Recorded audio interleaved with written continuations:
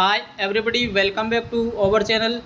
आज के टॉपिक में अपन इलेक्ट्रोलाइट इम्बैलेंस से संबंधित एमसीक्यूज डिस्कस करेंगे। एमसीक्यूज ये वही एमसीक्यूज होंगे जो कि आने वाली एग्ज़ाम में इम्पोर्टेंट है या फिर प्रीवियस एग्ज़ाम में पूछे जा चुके हैं, जो कि आने वाली एग्ज़ाम के लिए बहुत ही इम्पोर्टेंट रहेंगे। ये बहुत इम्पोर्टेंट क्वेश्चन है, तो अब स्टार्ट करते हैं। देखिए फर्स्ट क्वेश्चन है, what is the most abundant cation of intracellular fluid. Cells के अंदर जो फ्लूइड होता है उसमें मोस्ट एबंडेंट यानी कि मोस्ट या मेजर क्वांटिटी में कौन सा कैटायन पाया जाता है। कैटायन यानी कि जो पॉजिटिव चार्ज वाला आयन है वो कौन सा पाया जाता है। तो इंट्रासेलुलर में पूछा गया है, सेल्स के अंदर जो फ्लूइड है उसमें इंट्रासेलुलर फ्लूइड में तो पोटेशियम है वो बहुत अधिक मात्रा में पाया जाता है, K+ आयन। तो इसका जो राइट ऑप्शन हो गया ऑप्शन ए होगा। ये इंपॉर्टेंट क्वेश्चन है, कई बार एग्जाम में पूछा जा चुका है। नेक्स्ट जो आपका क्वेश्चन है, what is the most abundant cation of extracellular fluid, यानी कि एक्स्ट्रासेलुलर फ्लूइड का मोस्ट एबंडेंट कैटायन कौन सा है। पॉजिटिव चार्ज वाला आयन एक्स्ट्रासेलुलर फ्लूइड में। एक्स्ट्रासेलुलर फ्लूइड वो फ्लूइड है जो कि सेल्स के बाहर है, यानी कि इंटरस्टिशियल फ्लूइड और इंट्रावेस्कुलर फ्लूइड की बात हो रही है यहाँ पे। वो एक्स्ट्रासेलुलर फ्लूइड में तो सबसे अधिक मात्रा में मोस्ट एबंडेंट कैटायन है वो सोडियम है। सोडियम बी ऑप्शन इसका राइट है। अगर एनाइन पूछे एक्स्ट्रासेलुलर में, अगर सबसे अधिक मात्रा में एनाइन है वो कौन सा पाया जाता है, तो क्लोराइड आयन है वो बहुत अधिक मात्रा में पाया जाता है। Cl- राइट आंसर होगा उस क्वेश्चन का, अगर एनाइन पूछे तो। नेक्स्ट जो आपका क्वेश्चन है वो देखिए, K bind medication are used इन।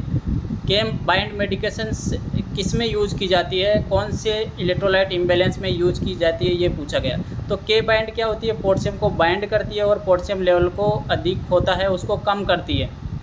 ये इसकी जनरल प्रोसेस है या मैकेनिज्म है। तो इसका जो राइट ऑप्शन होगा, बेसिकली इसका राइट ऑप्शन ए होगा, हाइपरकेलेमिया यानी कि जो पोटेशियम लेवल है वो अधिक हो गया है तो उसमें के बाइंड मेडिकेशंस यूज की जा सकती है। हाइपरकेलेमिया कब होता है, जब नॉर्मल से ज़्यादा पोटेशियम का लेवल हो जाता है ब्लड सीरम में। तो ब्लड या सीरम में नॉर्मल से अधिक होता है। तो नॉर्मल कितने रेंज में होता है पोटेशियम, यह आपको पता होना चाहिए। तो दोस्तों जो नॉर्मल रेंज है पोटेशियम का वो कितना है, 3.5 to 5 milli equivalent per litre. तो ये आपको ध्यान रखना है। अगर 3.5 से कम हो जाए तो वो हाइपोकेलेमिया होगा और 5 से अधिक हो जाए तो वो हाइपरकेलेमिया होगा, milli equivalent per litre. Next जो क्वेश्चन है, which ECG pattern seen in hyperkalemia. ये ईसीजी पैटर्न का क्वेश्चन बहुत बार पूछा जा चुका है, तो ये इंपॉर्टेंट क्वेश्चन है। हाइपरकेलेमिया में कौन सा ईसीजी पैटर्न देखने को मिलेगा, ये पूछा गया है। तो ये इंपॉर्टेंट क्यों है, क्योंकि जो हाइपरकेलेमिया है वो हाइपोकेलेमिया है वो ईसीजी के आधार पे डायग्नोस किए जाते हैं। तो ये इंपॉर्टेंट क्वेश्चन होता है। ऑप्शन ए इसका राइट ऑप्शन होगा। टाल पिक टी वेव दिखेगी, जो QRS कॉम्प्लेक्स है वो वाइड हो जाएगा और PR इंटरवल बढ़ जाएगा। तो इसका राइट ऑप्शन हो गया ऑप्शन ए। दोस्तों इसके अन्य ऑप्शन में ऑप्शन बी में दे रखा है अबनॉर्मल यू वेव। ये किस में होती है, ये भी क्वेश्चन आ चुका है। तो अबनॉर्मल यू वेव है वो हमेशा हाइपोकेलेमिया में देखने को मिलती है। जनरल ईसीजी में यू वेव नहीं होती है। अबनॉर्मल यू वेव का मतलब हाइपोकेलेमिया में देखने को मिल सकती है। नेक्स्ट जो आपका क्वेश्चन है, 5 in which of following leading cause of hyperkalemia. Hyperkalemia के कौन कौन से मुख्य कारण है वो पूछा है। तो सर्जरी होती है, पोस्ट सर्जरी में भी हाइपरकेलेमिया हो सकता है, क्योंकि जो सर्जरी में सेल डिस्ट्रक्ट होती है वो सेल डिस्ट्रक्ट होने से, क्योंकि इनसाइड जो सेल के इनसाइड है पोटेशियम पाया जाता है वो बाहर रिलीज होता है और ब्लड में और एक्स्ट्रासेलुलर फ्लूइड में अधिक मात्रा में हो जाता है या ब्लड में बढ़ जाता है। तो हाइपरकेलेमिया सर्जरी में भी हो सकता है, इन्फेक्शन में भी हो सकता है सेल के डिस्ट्रक्शन की वजह से। और एड्रीनोकोर्टी, ये भी याद रखना आपको इम्पोर्टेंट है, एड्रीनोकोर्टिकल हार्मोन डेफिशिएंसी। दोस्तों जो कोर्टिकल हार्मोन की डेफिशिएंसी होगी तो मिनरलोकोर्टिकॉइड की डेफिशिएंसी होगी। और मिनरलोकोर्टिकॉइड हार्मोन है वो ब्लड में पोटेशियम के लेवल को मेंटेन करता है। ये पोटेशियम के लेवल को मेंटेन करता है ब्लड में। तो मिनरलोकोर्टिकॉइड की अगर डेफिशिएंसी होगी तो पोटेशियम है वो बॉडी से बाहर नहीं निकल पाएगा। मिनरलोकोर्टिकॉइड हार्मोन क्या करता है, पोटेशियम को बाहर एक्सक्रीट करता है यूरिन के थ्रू। तो मिनरलोकोर्टिकोइड हार्मोन की कमी की वजह से हाइपरकैलेमिया हो सकता है। तो इसमें जो सारे कारण है वो राइट है, तो ऑल ऑफ अबव यानी कि ऑप्शन डी राइट हो जाएगा। नेक्स्ट जो आपका क्वेश्चन है, विच of following is not complication of hyperkalaemia. Hyperkalaemia की कौन सी कॉम्प्लिकेशन नहीं है? तो इसका जो राइट ऑप्शन है मेटाबॉलिक एल्केलोसिस। मेटाबॉलिक एल्केलोसिस है वो हाइपोकैलेमिया में देखने को मिलता है, न कि हाइपरकैलेमिया में। और हाइपरकैलेमिया में मेटाबॉलिक एसिडोसिस देखने को मिलता है। मेटाबॉलिक एसिडोसिस एक प्रकार की कॉम्प्लिकेशन होती है। कैसे होती है हाइपरकैलेमिया में, ये समझ लेते हैं थोड़ा सा। जो पोटेशियम लेवल है अगर ब्लड में अधिक मात्रा में होंगे तो रीनल ट्यूबुलर पे काम करें, और रीनल ट्यूबुलर है वहाँ पे क्या मैकेनिज़्म होती है, जो डीसीटी है, डिस्टल कन्वोल्यूटेड ट्यूबल्स होती है, वहाँ से अमोनिया का लेवल जो एक्सक्रीट होता है उसको एक्सक्रेशन को कम कर देते हैं। यानी कि जब अमोनिया लेवल बॉडी में बढ़ जाएगा यानी कि H+ आयन बढ़ जाएंगे, H+ आयन यानी कि एसिडिक लेवल बढ़ जाएगा। इस प्रकार मेटाबॉलिक एसिडोसिस होता है। इसी को काउंटर ट्रैक्ट या रेगुलेट करने के लिए उस पेशेंट को जो हाइपरकैलेमिया हो चुका है उस पेशेंट को बाइकार्बोनेट थेरेपी दी जाती है, सोडियम बाइकार्बोनेट थेरेपी। ठीक है, तो ये भी आपको ध्यान रखना है। नेक्स्ट आपका क्वेश्चन है, doctor prescribe IV infusion glucose with insulin to patient in ICU। Nurse should now what metabolic imbalance may present in the patient.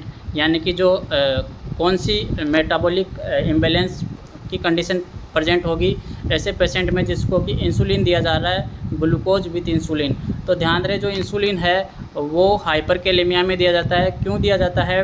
क्योंकि जो इंसुलिन है वो क्या है, जो एक्स्ट्रा सेलुलर फ्लूइड में, एक्स्ट्रा सेलुलर फ्लूइड यानी कि इंटरस्टिशियल या इंट्रावेस्कुलर जो फ्लूइड है, एक्स्ट्रा सेलुलर फ्लूइड में दो प्रकार के फ्लूइड आते हैं, इंट्रावेस्कुलर और इंटरस्टिशियल। उसमें अगर पोटेशियम है, पोटेशियम को क्या करता है, यहाँ से वो सेल के अंदर शिफ्ट करता है, सेल के अंदर शिफ्ट करता है कौन? इंसुलिन। तो ये इंसुलिन की जनरल मैकेनिज़्म क्या है, मेटाबॉलिक जो एरर होते हैं उनको मेंटेन करने में ये क्या मैकेनिज़्म करता है इंसुलिन, जो शिफ्ट इंटरस्टिशियल या इंट्रावेस्कुलर फ्लूइड से जो पोटेशियम है उसको शिफ्ट करता है किसमें? इंट्रासेलुलर फ्लूइड में, यानी कि सेल्स के अंदर शिफ्ट करता है। तो ये इसका जो ऑप्शन का इस क्वेश्चन का जो ऑप्शन है वो राइट ऑप्शन क्या होगा? ऑप्शन ए हाइपरकैलेमिया होगा, यानी कि हाइपरकैलेमिया को ट्रीट करने के लिए ये थेरेपी दी जाती है। नेक्स्ट है, calcium gluconate is given for treatment of which metabolic imbalance. ध्यान रहे दोस्तों, कैल्शियम, ये क्वेश्चन कई बार एग्जाम में पूछा जा चुका है। तो इसका जो राइट ऑप्शन होगा हाइपरकैलेमिया, क्योंकि जो कैल्शियम है, ध्यान रहे जब बॉडी में पोटेशियम बढ़ता है तो कैल्शियम कम होता है, ये एक दूसरे के विपरीत होते हैं। तो जो कैल्शियम है एक दूसरे को काउंटर ट्रैक्ट करते हैं, कैल्शियम और पोटेशियम। तो कैल्शियम ग्लूकोनेट थेरेपी किस में दी जाती है? हाइपरकैलेमिया। नेक्स्ट आपका क्वेश्चन है, a patient is schedule for ileostomy. Nurse should know that which metabolic electrolyte imbalance में अकर इन सर्जरी। दोस्तों इसमें पूछा गया है कि जो इलियोस्टोमी है उससे संबंधित सर्जरी में कौन सी इलेक्ट्रोलाइट इम्बैलेंस की कंडीशन हो सकती है। तो ध्यान रहे जो इलियोस्टोमी में है वो है जो कौन सी मेटाबॉलिक इम्बैलेंस हो सकता है, इलेक्ट्रोलाइट इम्बैलेंस हो सकता है, ये पूछा गया है। तो इसका जो राइट ऑप्शन है इलियोस्टोमी में हाइपोकैलेमिया देखने को मिलेगा। हाइपोकैलेमिया हो गया, ऐसे पेशेंट में हाइपोकैलेमिया हो सकता है पोस्ट सर्जरी में। नेक्स्ट क्वेश्चन है, which is associated with two hypokalemia. Hypokalemia इसमें साइन सिम्टम दिए गए, तो कौन सा हाइपोकैलेमिया से संबंधित है? ये इंपॉर्टेंट क्वेश्चन है, कई बार एग्जाम में आ चुका है। दोस्तों हाइपोकैलेमिया में मसल्स वीक हो जाती है और जो पेरास्टालसिस मूवमेंट है वो कम हो जाते हैं, तो उसकी वजह से एब्डोमिनल डिस्टेंशन देखने को मिल सकता है। तो ये इसका जो राइट ऑप्शन हो गया, ऑप्शन ए हो गया, करेक्ट ऑप्शन है एब्डोमिनल डिस्टेंशन। ये इंपॉर्टेंट क्वेश्चन थे। आपको वीडियो कैसा लगा अपने दोस्तों के साथ शेयर कीजिए और कमेंट में बताइए कि आपके कितने क्वेश्चन सही हो रहे हैं इन क्वेश्चंस में। आगे हम ऐसे ही अच्छे अच्छे क्वेश्चन लेते आएंगे। आप चैनल को सब्सक्राइब कीजिए और अपने दोस्तों के साथ शेयर कीजिए। Thanks for watching the video.